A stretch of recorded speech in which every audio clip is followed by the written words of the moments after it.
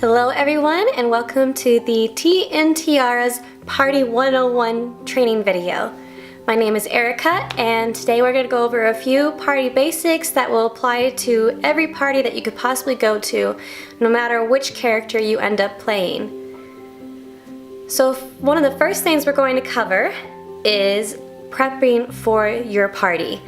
I always recommend that you review a party as soon as you are booked for it and start building up an itinerary. What I mean when I say build an itinerary is I like to put together in order what I'm going to do for that particular party, because some parties have different elements to them than others. And so I like to put together everything I'm going to do and in what order I'm going to do it, including the specifics as far as which games I'm going to play. If they've booked a song, I make sure to put that in there.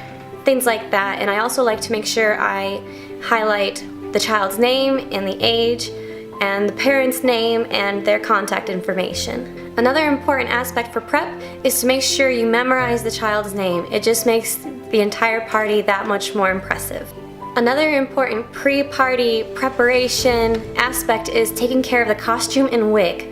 Make sure that you properly store the costume, that it's always on the hanger, all the pieces are together, the wig is on its wig head, and everything is away from children, away from pets, away from anything else that could potentially damage the costume. These costumes are high quality and therefore they cost a lot of money, and I know that you would take extra good care of it, especially if it was your own money that you were spending on it. So please make sure that you have the respect for tea and tiaras that it's due and take care of the costume and wig beforehand. If you do identify any issues with the costume or wig, please be sure to contact either Carne or your team leader. Another important aspect for Party 101 is knowing what to pack. So a few things that I would recommend packing before your party, and I recommend packing at least the night before, includes things like spare lipstick, in case some of it starts to wear off on your trip down. Safety pins in case anything starts falling apart. Always remember your business cards. For whatever games you're going to play, make sure you have all the supplies for your games, such as if you're going to do any parachute games, don't forget your parachute.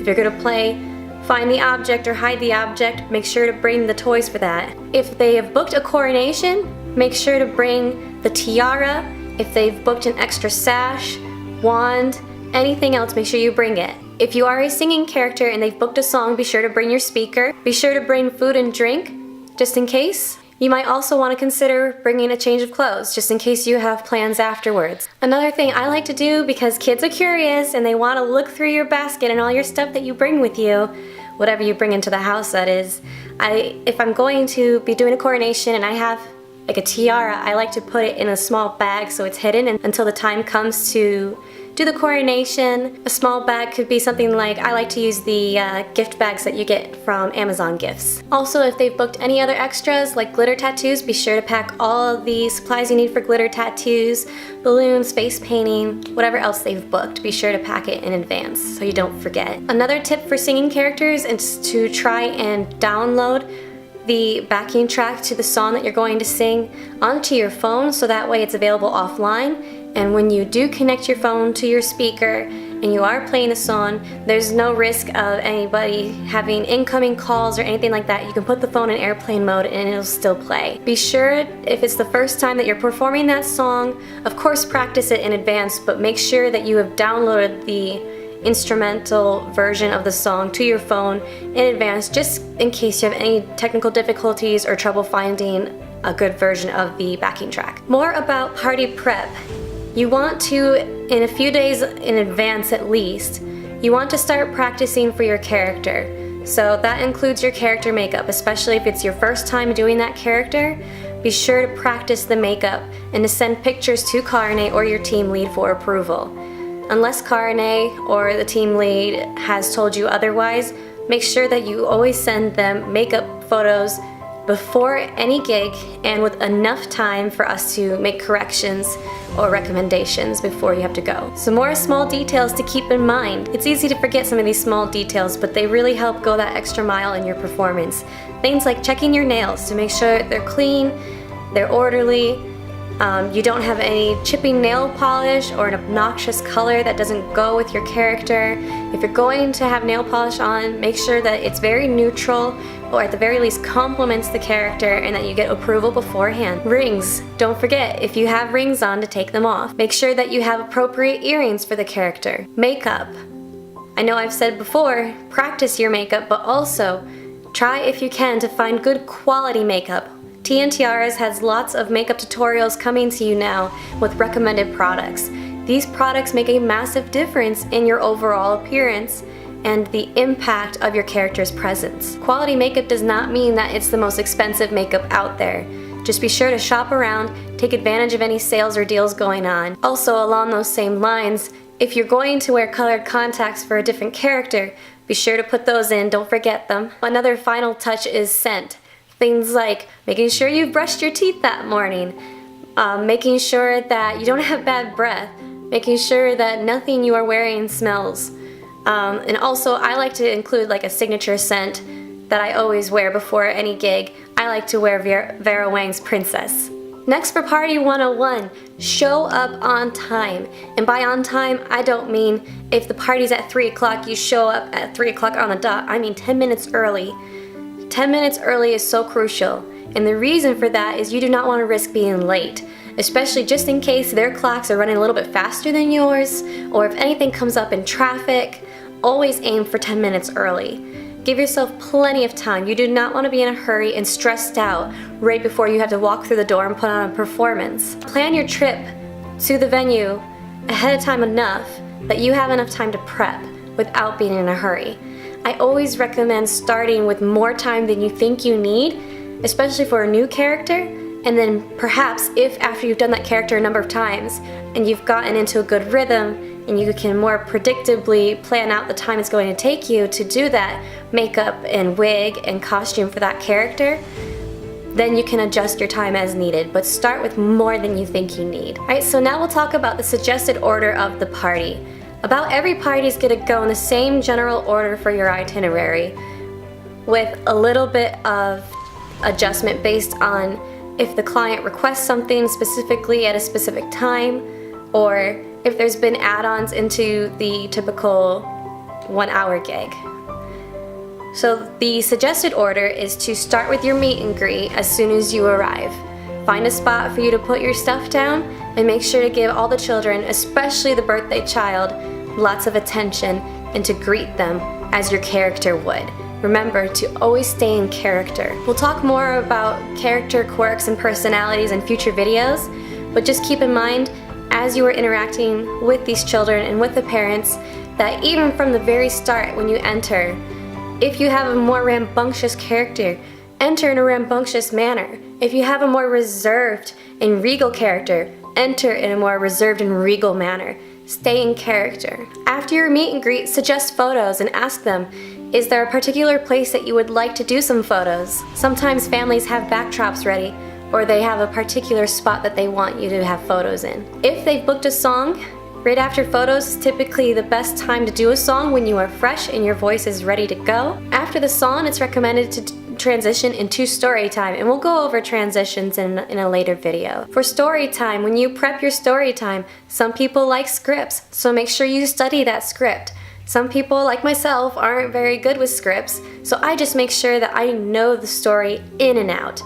It's highly recommended that you watch the film of the character that you're about to portray at least the day prior, a couple days in advance, just to refresh yourself on all the things that occur in that story. It's also recommended to watch the sequels to that story, prequels, or any short stories that are related to it, such as Frozen, how they have Frozen Fever, and a couple other ones with that one. After story time, interchangeably, you can do either things like the glitter tattoos or balloons or face painting if any of those add-ons have been booked.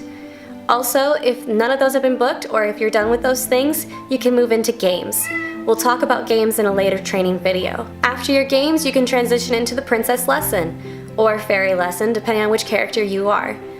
After that, if they've booked a coronation, do your coronation ceremony. After your coronation ceremony, if they've booked one, or after the princess lesson, that's when you can ask the parent if they would like to move into cake. You will lead the singing of happy birthday and cut the cake or hand out the cupcakes, and just work with the parent for however they want it to go. Once the cake has been cut and everybody's happily eating, be sure to double check with the parents and make sure that everybody's gotten all the photos that they wanted. Once you've done that, be sure to hand out business cards to everyone there. You just never know, and business cards are so important to getting those follow-up bookings. Once you've handed out all the business cards, be sure to give the birthday child an extra special goodbye. Make sure to tell the parents that you're leaving.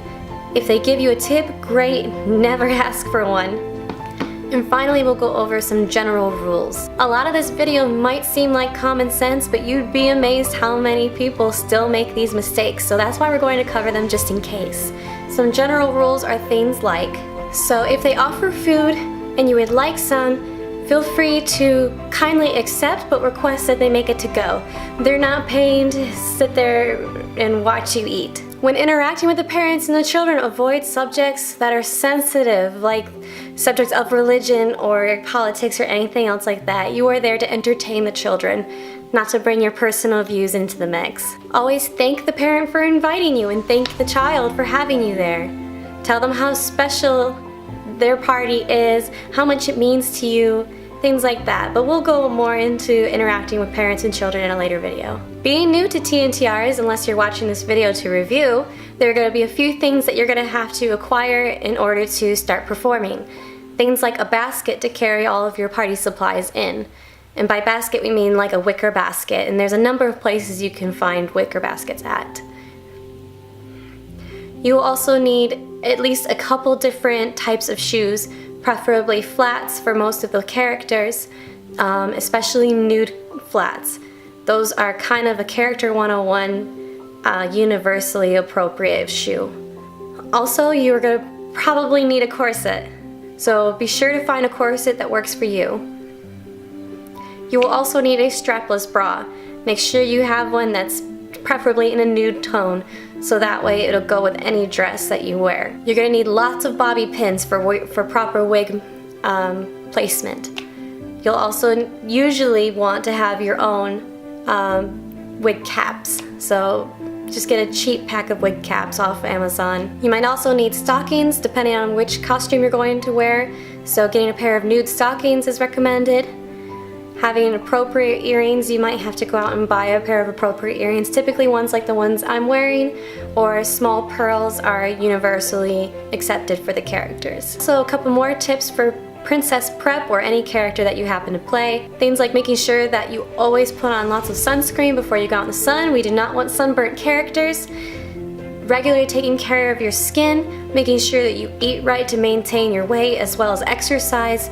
All those general things that can be easy to just let go but are so extra important to being at your best and ready to go for these children, for these parents, and for these parties. And as always, if you have questions, don't wait until the last minute to ask someone. We will help you to the best of our ability, but also be prepared to help yourself and to do a little bit of extra research or rehearsal or whatever it is you need to do so that you are ready for your party. And that's Party 101 for now. Until the next training video,